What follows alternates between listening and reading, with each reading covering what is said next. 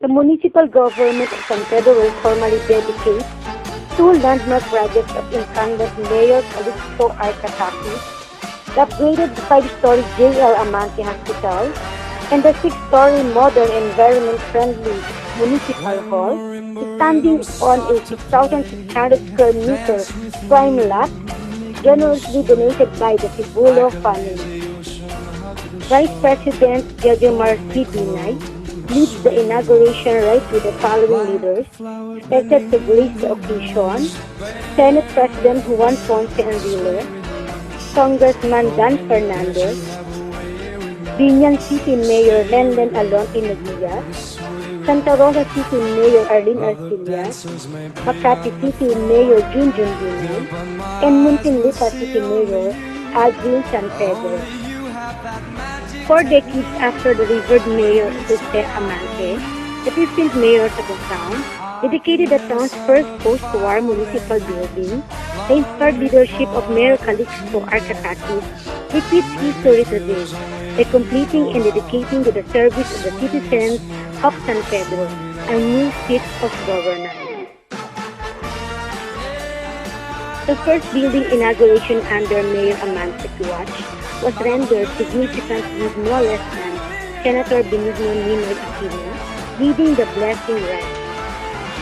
Fittingly, the dedication to the new building will be led by an avid Aquino admirer in close Ali, Vice President Jejomar C. Binay, the commissioning of a new green municipal building design by architect Rolando Mercado is a component of the current administration's blueprint governance, the San Pedro Roadmap 2020.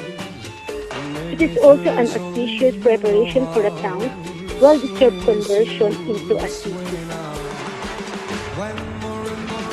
The new municipal hall is a modern building with state-of-the-art amenities and services provided generously in the lobby, hallways, stairways, elevators, and even restrooms.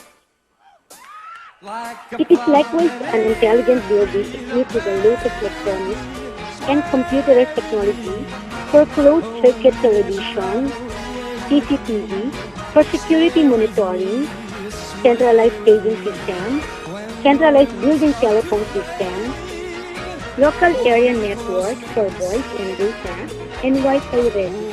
It is unique for its cost-saving feature with efficient circulation and ventilation design that keeps the cross ventilation to the common areas and providing air conditioning systems for individual offices.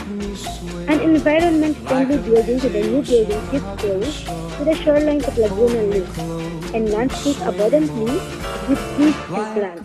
Its high elevation makes the building cloud-free.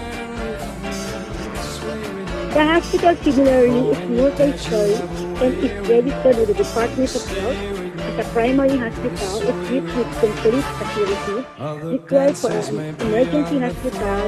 It is strategically located in Barangay San Camino, San Pedro. This municipal hall signals the start of San Pedro's transformation into a highly urbanized and progressive. Your 10 years strategic plan in the San Pedro Roadmap 2020 says it all. With a strong foundation, you can build anything. And as every engineer Chris South knows, the higher the building, the sturdier and deeper foundation it needs.